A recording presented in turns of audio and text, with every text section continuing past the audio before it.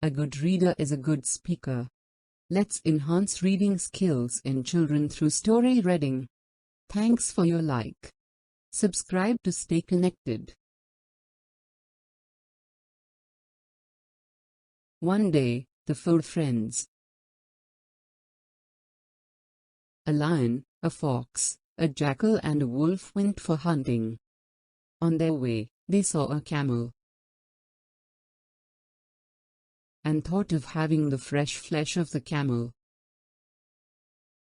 After killing him, the question arose of how the flesh of the camel should be divided among them.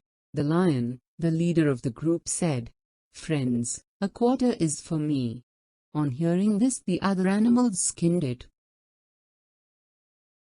and divided the flesh into 4. Then the greedy lion pronounced a judgment. "The first quarter is for me as the king of beasts. Second is mine as arbiter. Third as my share in the chase.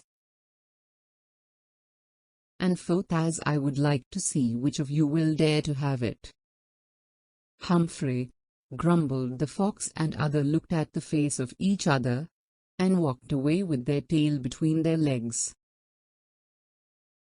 Moral: always be fair and don't exploit your partners as a powerful head.